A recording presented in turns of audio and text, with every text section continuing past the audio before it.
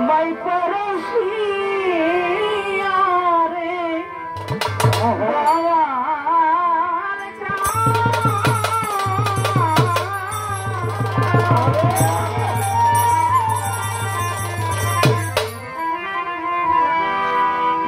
তোমার চরণ রাশি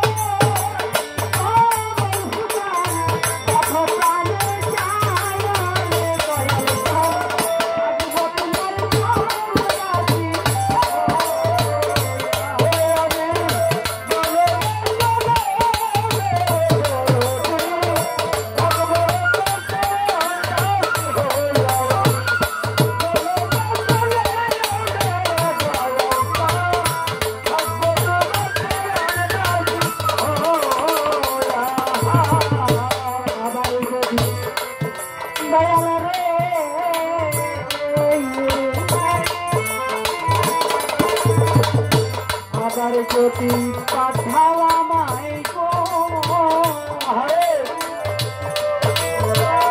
মানব জনম দিয়া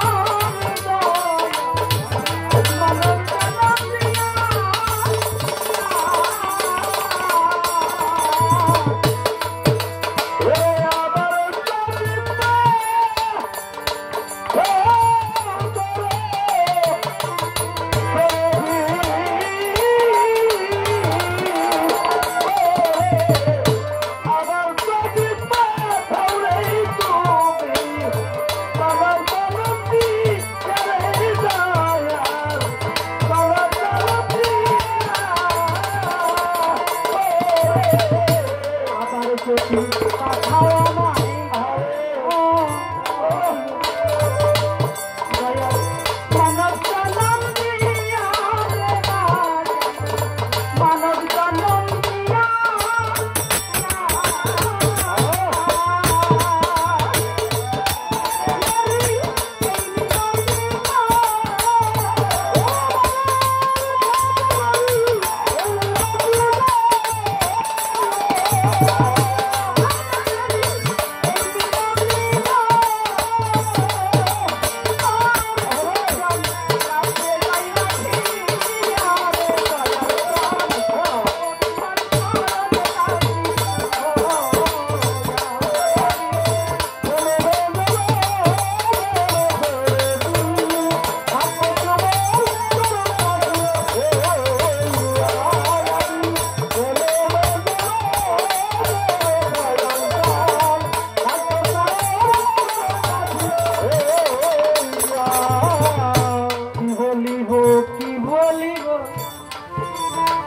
ধর্ম রাজা ধরে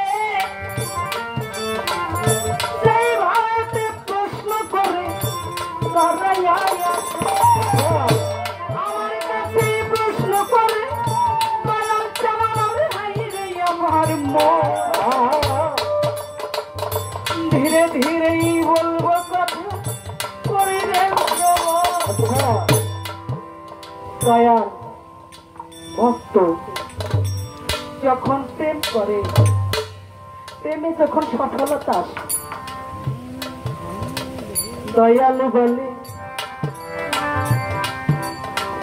ভক্ত আমার মাতা পিতা ভক্ত আমার গুরু ভক্ত আমার নাম দিয়েছে পঞ্চকল পাত্র ভক্ত খাই না খাই না খাওয়াইলে উপবাসে যাই ভক্তের কাছে প্রেমের দুই ভক্ত যেইটি ঘুরাই সেইটি ঘুরি দয়াল বলে ভক্তের হাতে প্রেমের ভক্ত যেইটি ঘুরায় আমারে আমি সেই দিকে ঘুরি ভক্ত আমার নাম দিয়ে আনছে পাঞ্চকল্পতরু ভক্তই আমার মাতা পিতা ভক্তই আমার গুরু এখানে যখন চলে যায় তখন ভক্তের পায়ে দয়াল ভক্তি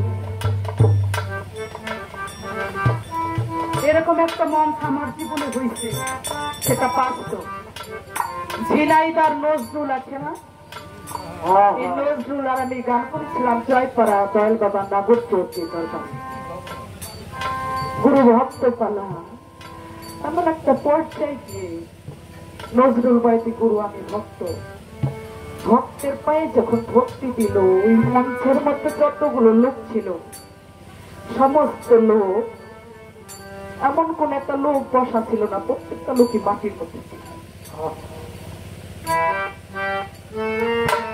কোন সময় ভক্তি দেয় যখন একাকার হয়ে যায় আমাকে প্রশ্ন করেছে যখন দয়াল ভক্তি দেয় ভক্তকে দয়াল ভক্তিটা কোথায় রাখে আসলে আমি নিজেকে ধন্য মনে করছি আজকে আমার জীবনে পালাগান ছোট বড় বাংলাদেশের প্রায় প্রায় শিল্পীর সাথে গান করা হয়েছে আজ পর্যন্ত এরকম একটা প্রশ্ন আমাকে কেউ করে না। ভক্ত ভক্তি পেলে গুরুর ভক্তি ভক্ত কোথায় রাখে? এর চেয়ে ওজন কি দুনিয়ায় কোনো কিছু আছে? এত ওজন ভক্তি, ভক্তের ভক্তির জোরে নিজামুদ্দিন আউলিয়া বলেছিল ভক্তদের, যখন আমির খসরু জুতা নিয়ে নিজামুদ্দিনের বাড়ির দিকে রওনা হয়েছিল, ভালোবাসা ভক্তির জোর এত ছিল, নিজামুদ্দিন আউলিয়া সমস্ত ভক্তদের বলেছিল আমার বাড়ির সমস্তকে এই বন্ধ করে দাও, আমির খসরু আসতেছে। ওর ভক্তে, ওর ভক্তির এত জোর, ও যদি এখন আমার বাড়ির মধ্যে ঢুকে আমার বাড়ি কোন অস্তিত্ব থাকবে না, ও যেন আমার বাড়ির মধ্যে ঢুকতে পারবে না। একজন ভক্তের ভক্তি যদি এত জোর হয়, তাহলে একজন দয়ালের ভক্তির জোর কত হইতে পারে? দয়ালের ভক্তিটা ভক্ত কোথায় রাখবে? দরবেশের আশাইজি, দরবেশ লালন আশাইজি এত প্রেম, একজন আর একজন ছাড়া থাকতে পারে, একদিন না দেখলে পাগল হয়ে যায়। সিরাজ সাহেবের স্ত্রী বলে, তবু লালন তোমার কি হয়? লালন তোমার কি হয়? আমি তোমার সহধর্মিনী, তোমার সাথে এক বালিশে মাথা দিয়ে ঘুমাই, আমার জন্য তো তুমি আমার লালনকে তুমি একটু না দেখলে পাগল হয়ে যাও। লালন তোমার কে? সিরাজ সাহেবী বলে, এই প্রশ্নের জবাব আমি তোমাকে দিতে পারবো না। লালন আমার কে হয়? তবে তোমাকে একটা ওসিয়ত করিয়া দিই, আমি যদি কখনো পারি না থাকি, আমার লালন যদি আসে, তুমি প্রথমে এক ঘটি পানি নিবা, আমার লালনের পা দুখানা ধোয়াইবা, ধোয়াইয়া তোমার মাথার চুল দিয়ে আমার লালনের পা দুখানা মুছাইয়া দেবা। মুছাইয়া ওই সময় একটু চাইয়া দেখবা আমার লালন কেমন থাকে, চেহারার দিকে একটু তাকাইয়া দেখবা। এটা আমি তোমাকে অনুরোধ করলাম। কথা মতোই কয়েকদিন পরে দরবেশ সিরাজ সাহেব বাড়ি লালন আসছে, মা আমার বাজান বাজানতে না দেখলে তো আমার ভালো লাগে না।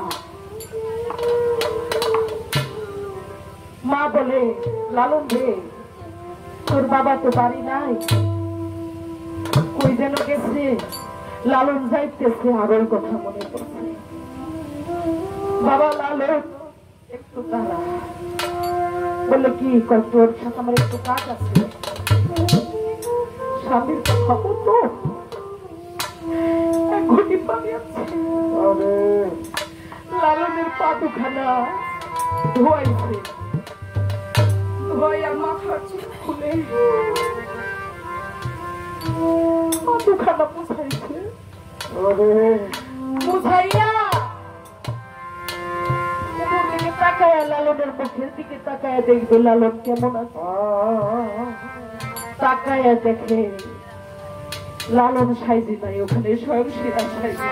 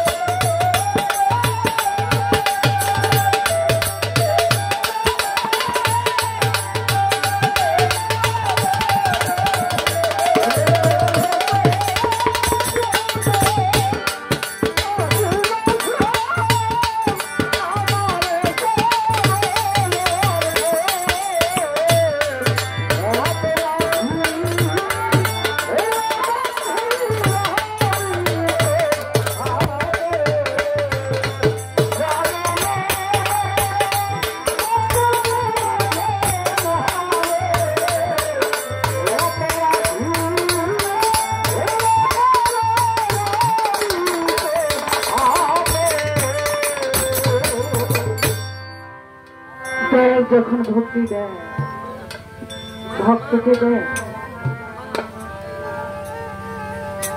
যার ভক্তি সে নিজেই নেয়।